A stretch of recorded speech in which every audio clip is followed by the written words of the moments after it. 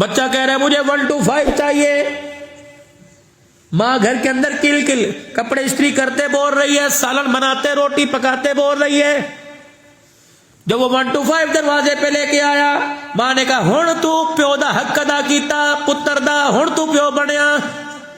یاد رکھو نوجوانوں، اگر تمہارا باپ تمہارے سے یہ پوچھے اور کہ ہنتے خوش ہے تو کہ ہاں، پھر یوں اپنے رومال سے ماتھے سے پسینہ صاف کرے، سمجھ لینا اسے ایک موٹر سائیکل کے لیے پتہ نہیں کتنوں کے قدموں میں اپنے ہاتھ رکھ کے آیا ہے۔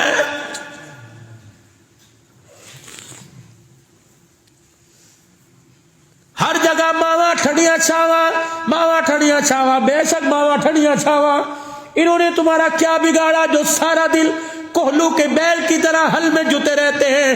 اللہ اکبر۔ فرق اتنا یہ کہ ماں ہر وقت میرا پپو، میرا منا، میرا جانو اظہار کرتی ہے، باپ اظہار کرتا نہیں۔ لیکن رب کعبہ کی قسم سینہ چیر کے دیکھ، پہاڑوں سے زیادہ محبت نظر آئے گی۔ بیمار ہو کے دیکھ، ہسپتال جا کے دیکھ، تیرے باپ کی چگاڑے تیرے کانوں میں آئے گی اور کہے گا مولا مجھے اٹھا، میرے بچے کو بچا۔ اے لوگوں، صرف ماں ٹھنڈیا چھاوا نہیں، باپ بھی ٹھنڈی چھاں ہے۔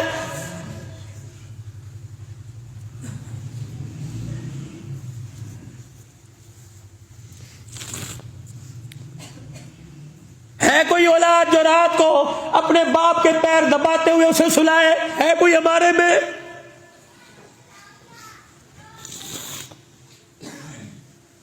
پانچ 7 ہزار کی ہوٹلی کرنے والوں، کبھی پوچھا کہ ابا تجھے گاجر کا حلوہ دال کا حلوہ پسند ہے، لائے کبھی باپ کے لیے؟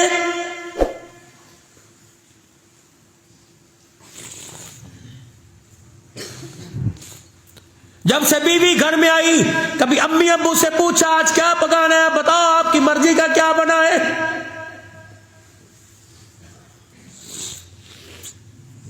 گھر کے دروازے پہ ایک بوڑھا بوڑھی بیٹھے ہوئے تھے، کس نے دیکھ کے کہا راجہ صاحب، ملک صاحب، کشمیری صاحب، آپ وہی ہو کہ جس کے کپڑوں کی سلوٹ نہیں ٹوٹا کرتی تھی؟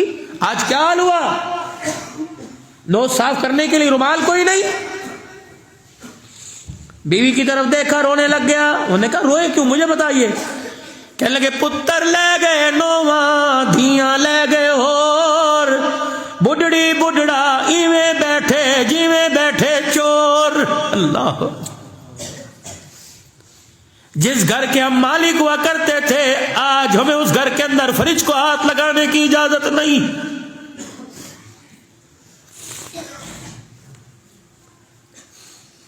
میں نے کہا بابا شوگر کیوں ہو گئی، دل کے وال بند کیوں ہو گئے؟ کہتا ہے ایسی بیماریوں کو تو میں اپنے سامنے نہیں لیتا تھا۔ میں نے کہا پھر ہوا کیا؟ روزانہ بچہ جب گزرتا ہے یوں کر کے گھوری دکھا کے جاتا ہے، میری شوگر ہی لو ہو جاتی ہے۔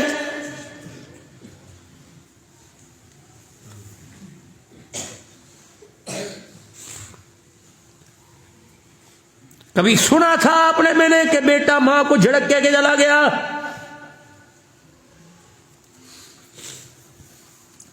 بیوی سے کہتا ہے آپ تو سمجھدار ہے نا، آپ تو ایجوکیٹڈ ہے نا، یہ تو ان ایجوکیٹڈ ہے، یہ تو پڑھی لکھی کوئی نہیں، یہ تو پاگل ہے، تو سمجھدار ہے نا، اور تیری زبان پہ فالج کیوں نہیں گر گیا؟ تو نے اپنی ماں کو پاگل کہہ دیا۔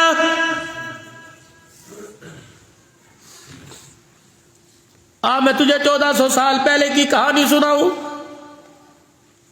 ایک بڑھیا کو لے کے حضور آ رہے ہیں، خدیجہ، جی خدیجہ میری امی آئی۔ وہ تو فوت نہیں ہوئی تھی 6 سال کا، وہ فوت ہو جو میں محمد کو کھلایا کرتی تھی، جس نے بچپن میں دودھ پلایا، حلیمہ۔ خدیجہ اس کے احسان میرے بڑے پر بڑے ہیں، حق ادا کرنا۔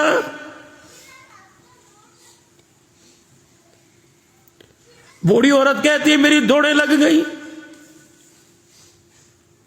کبھی پانی، کبھی دودھ، کبھی ستو، کبھی کھجوریں، کبھی کپڑے۔ حضور فرماتے خدیجہ تھی، ماتھے پہ بل ہی کوئی نہ آیا۔ جب رخصتی کا وقت آیا میرے پاس آئی، کہنے لگی سونے امی پہلی مرتبہ گھر آئی ہے، میں کچھ دے دوں ناراض تو نہیں ہوگے؟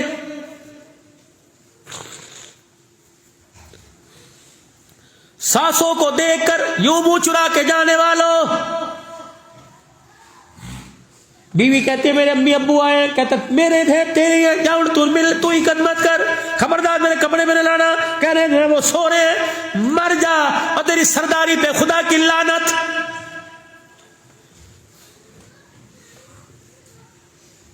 سیدہ خدیجہ آئی، امی آئی ہے پہلی کچھ خدمت کر دوں، واہ خدیجہ واہ خدیجہ۔ 20 کنیزیں تھی، 20 نوکرانیاں خدیجہ کے گھر میں،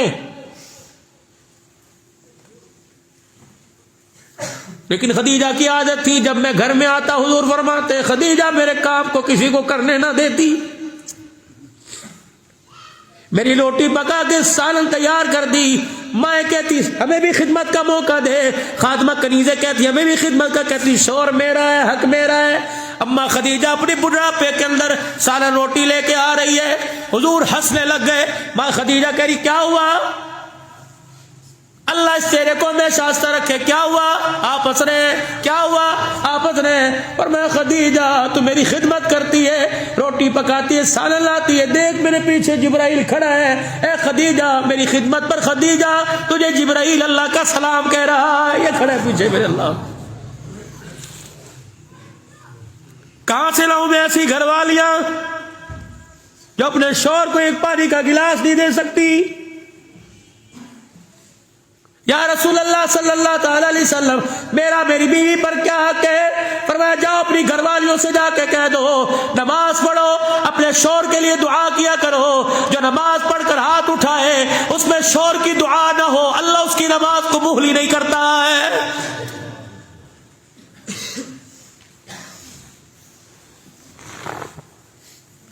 اللہ کے پاک نبی میرا بیوی پہ کیا کہ مثال دیکھو کیا دی، اللہ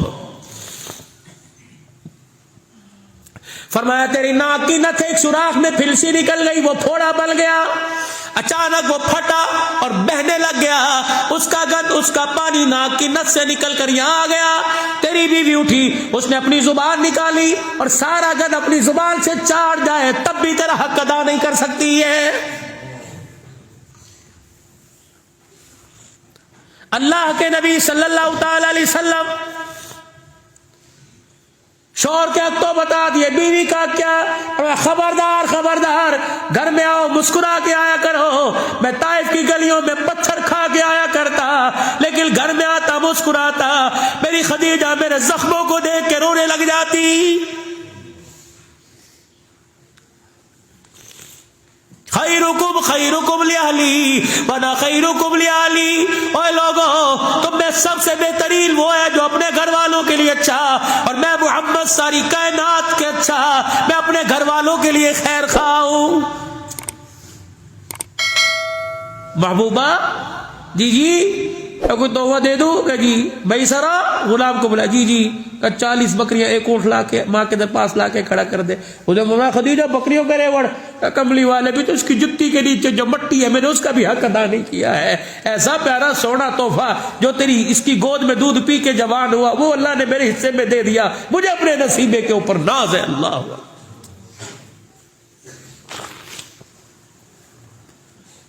بہن کے ساتھ اگر بہن ہے برتاؤ، وہ اللہ کا نبی ہے، ایک معلم ہے، اس کے ساتھ ایک باپ بھی ہے، ایک بیٹا بھی ہے، ایک بھائی بھی ہے۔ اللہ اکبر۔ لقد کان لکم فی رسول اللہ اسوۃ حسنہ، اور میرے عزیزو اپنے نبی کی سیرت کی کتابیں گھر میں لا کے پڑھو، تمہارا نبی 63 سال کیسا کردار دے کے گیا ہے۔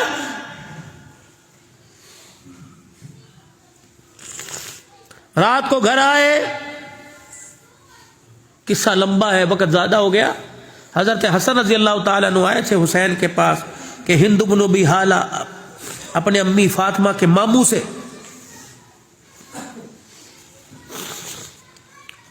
میں اپنے نانے کے حسن و جمال کے تذکرے، ایک راوی ہے حضور کی صورت کو کے نقشے کو کھینچنے کا، ہند بن ابی حالہ، یعنی حضور کا حسن و جمال بیان کیا، بیان تو سب نے کیا لیکن پورا انہوں نے کیا۔